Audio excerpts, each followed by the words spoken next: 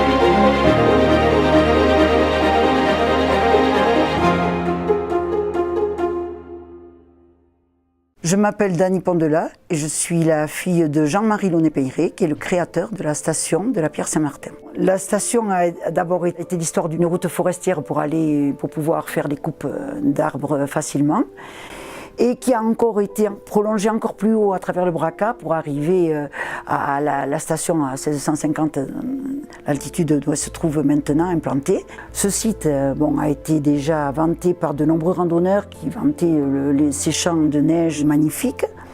Et l'idée a germé donc de faire une station en 1960-61. La municipalité a construit en suivant trois petits téléskis, le Massaret, l'Arlas, qui était un peu plus haut, et le Mont-Royal. La station pouvait commencer. Parallèlement, le département trouvait un promoteur pour construire une quinzaine de chalets dans la zone des rochers des pins accrochés, où se trouvent actuellement d'ailleurs tous ces chalets, dans un site très naturel. Et cette zone a été préservée, même actuellement, quand on prend un télésiège, quand on passe au-dessus, on peut s'apercevoir que c'est une zone vraiment très nature et qui est conservée telle qu'elle depuis ce début-là.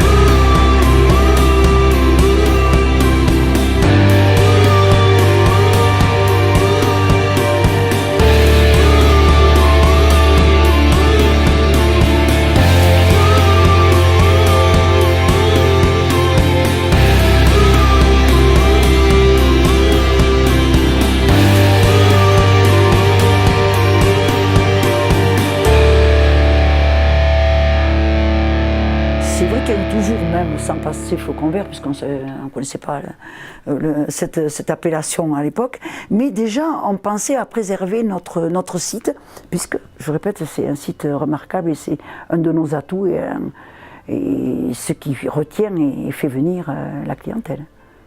Pour les remontées mécaniques, donc, on a travaillé sur l'optimisation des vitesses par remontée afin de sensibiliser les conducteurs des remontées qui gèrent la vitesse en fonction de la fréquentation de la journée.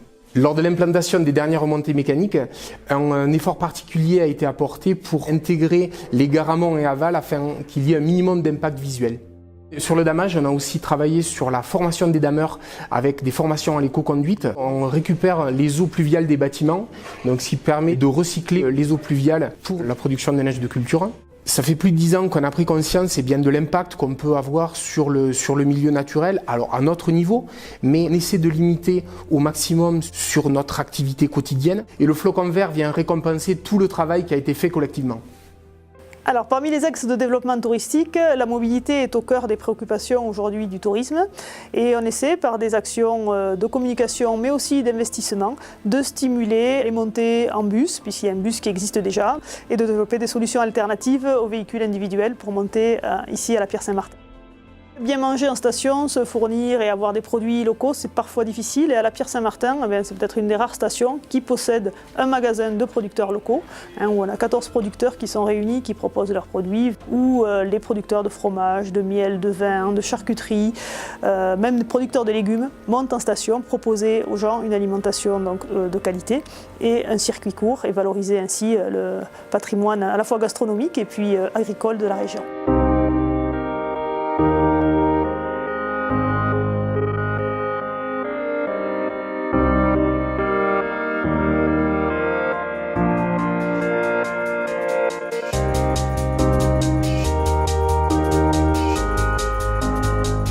La Pierre Saint-Martin che è una montagna straordinaria, pramu che vera in estiu, che vera in inverno, che è importante aiuta a proteggere questa montagna, pramu che abbiamo qui un capitale ecologico e un capitale naturale che è eccezionale e che invita il mondo a bene vedere questo paese da planeu e senza la neu també.